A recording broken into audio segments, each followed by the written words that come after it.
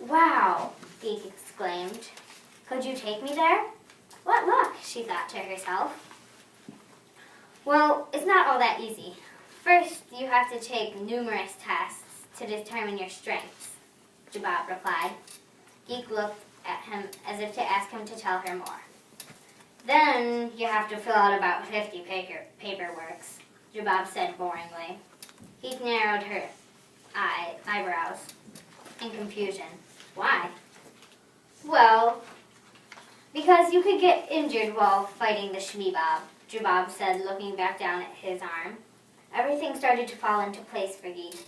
Is that how you're... Ugh, I'm doing it again, Geek said, slapping her palm to her forehead. No, really, it's okay, Jabab answered, with a slight smile.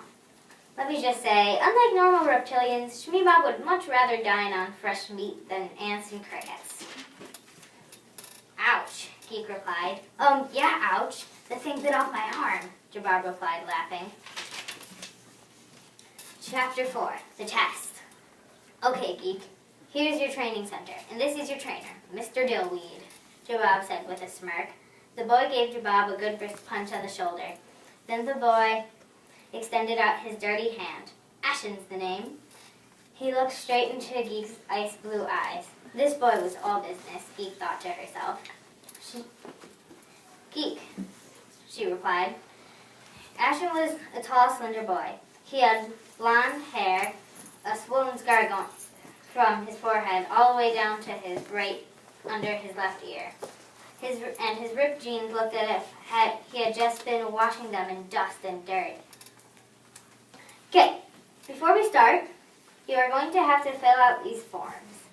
He turned around to the big shelves of paper and shuffled through them, then finally stopped and pulled out a thick binder, then brought it back to Geek. He dropped it into her hands, prepared for accidentally dropping the book. She bent her knees, but no wait came. She slowly opened her eyes. The binder was hovering above her hands. Ashen opened the binder to the first page. The page was blank, except for one question. Name. This is dumb, Geek thought to herself. Ashen is acting stupid. Then all of a sudden, the paper started to shiver like a rattlesnake. Then the words appeared on the page. This is dumb. Ashen is acting stupid.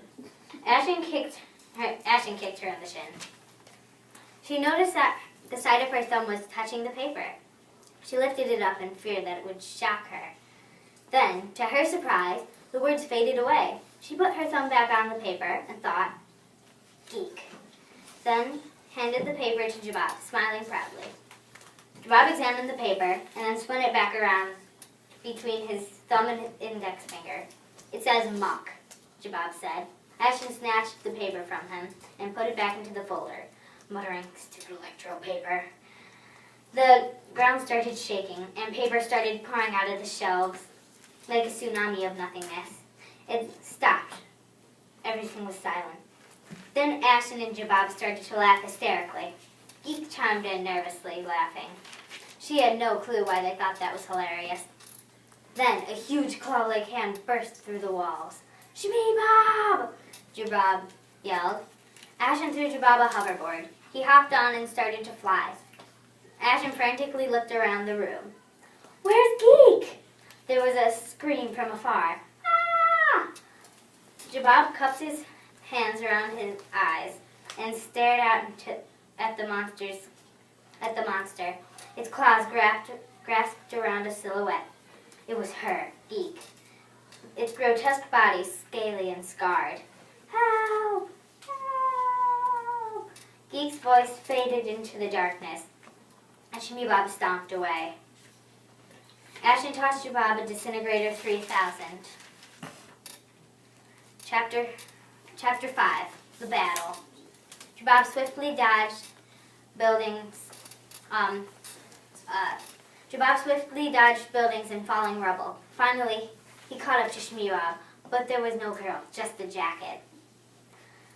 Jabab shot the monstrous creature with his disintegrator ray. Shmee Bob's arm swayed back and forth as it popped off the bone.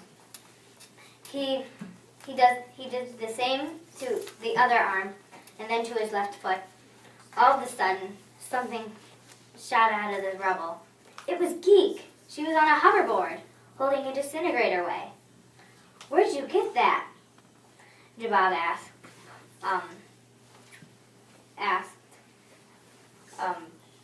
riding over to her. Buildings crashed. Geek, you left it in the ledge of rubble when you... Then Jabab interrupted her. "Saved your butt?" Geek let out a sigh of annoyance. "Yes, when you saved my butt, and saved your butt very heroically," Jabab corrected. Geek rolled her eyes. Geek's heart raced with both excitement and fear. "It's Shmee Bob!" Jabab yelled. Then Jabab bared his teeth and growled, "Sayonara, Shmee!" Boom! Shmee Bob disintegrated into dust. Jabab stared at the sky. "What are you looking for?" Geek pondered. "The sun," Jabab replied. "Once Shmee Bob is dead, the sun should come out. It's a fact," Jabab told Geek. Geek watched the ground. It shook beneath them. "What is that?" Geek said, staring into the horizon. It was a large wave of blue. The wave came closer and closer. As it did, it started to form into a Shmee Bob twice the size. "Quick, into the abandoned building!" They crashed into the room. The ground underneath their feet rumbled. "Geek! The eggs!" Jabab knew these were the same eggs he had saw, the same abandoned building. But before, he hasn't realized they were Shmee Bob's eggs. Geek shot the egg vines just as they started to crack open. She opened the torn backpack and pulled out a pair of sunglasses and passed them to Jabab, smiling. Then they both looked up out of the window to watch the very first sunrise in 1,256 years. The glowing sun fell over the city like an orange silk blanket. The end. Stay tuned for a sneak preview of the next book, Ashen's Return. Chapter 1 of Ashen's Return. When Jabab and Geek returned to the rooms of headquarters, there were shadows dashing between boulders. Ashen slowly emerged from the shadows. It wasn't Ashen, though. His eyes like a cat, ghostly and transparent. His unconscious body lay in the corner. The ghostly figure shot into the air. It spoke in what seemed like a million icy voices. "Shmee Bob will return!" The ashen-like ghost said as if he was out of breath or choking.